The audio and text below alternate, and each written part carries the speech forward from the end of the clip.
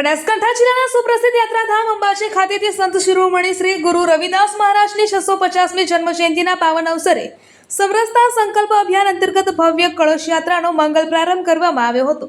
શનિવારે સવારે અંબાજીના ગબ્બર ચોક ખાતેથી શ્રદ્ધા, ભક્તિ અને સમરસતાના સંદેશ સાથે યાત્રાને પ્રસ્થાન કરાવવામાં આવ્યું હતું। આ યાત્રાના પ્રારંભ પ્રસંગે ગુજરાત સરકારના રાજ્યકક્ષાના મંત્રી શ્રી પ્રવીણભાઈ માળીએ શ્રદ્ધાભાવથી કળશ માથે ધારણ કર્યો હતો અને અંબાજી માતાના મંદિર પ્રાંગણમાં ભક્તિભાવથી ગરબે ઘૂમી સમગ્ર કાર્યક્રમમાં વિશેષ આકર્ષણનું કેન્દ્ર બન્યા હતા। તેમની સાથે મોટી સંખ્યામાં ભક્તો, આગેવાનો અને કાર્યકરો પણ ભક્તિના રંગે રંગાયા હતા।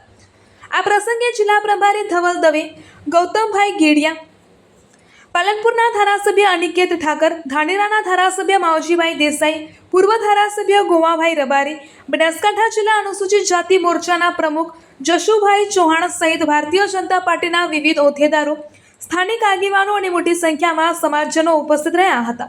ઉપસ્થિત મહાનુભાવોએ સંત શિરોમણી ગુરુ રવિદાસ મહારાજના સમરસતા, સમાનતા અને માનવતાના સંદેશને સમાજના દરેક વર્ગ સુધી પહોંચાડવાનો સંકલ્પ વ્યક્ત કર્યો હતો। અંબાજીના મુખ્ય માર્ગો પરથી પસાર થયેલી આ કળશ યાત્રાનું નગરજનો દ્વારા ઠેર ઠેર ભવ્ય સ્વાગત કરવામાં આવ્યું હતું। વિવિધ ચોક અને માર્ગો પર સ્થાનિક લોકો, વેપારીઓ તથા મહિલાઓએ પુષ્પવર્ષા કરી, આરતી ઉતારી અને જયઘોષ સાથે યાત્રાનું ઉમંગભેર સ્વાગત કર્યું હતું।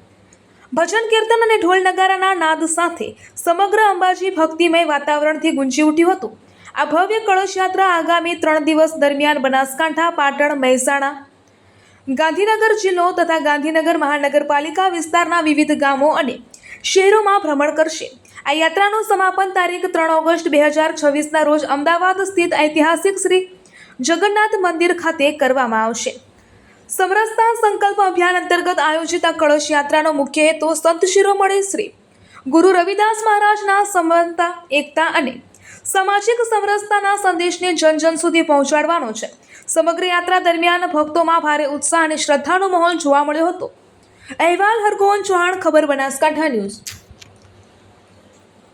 શ્રી મહારાજની 650મી જન્મ જયંતિ નિમિત્તે કાશીથી કર્ણાવતી એટલે જ્યાં જગન્નાથ મંદિરનું મંદિર છે અમદાવાદમાં, ત્યાં પ્રસ્થાન થશે। આજે ગુજરાતની અંદર શરૂઆત અંબાજી માતાના ધામમાંથી થઈ છે। આજે ઉત્સાહભેર લોકો એને કળશ યાત્રાને વધાવી રહ્યા છે। ઠેર ઠેર રવિદાસજી મહારાજના વિચારો તેમના સુધી પહોંચે, એમને જે કરેલા કાર્યો, સંત કાર્યો એને લોકો જાણે, એના નિમિત્તે લોકો ઠેર ઠેર જગ્યાએ એના વધામણા કરી રહ્યા છે। અને આજે અંબાજીની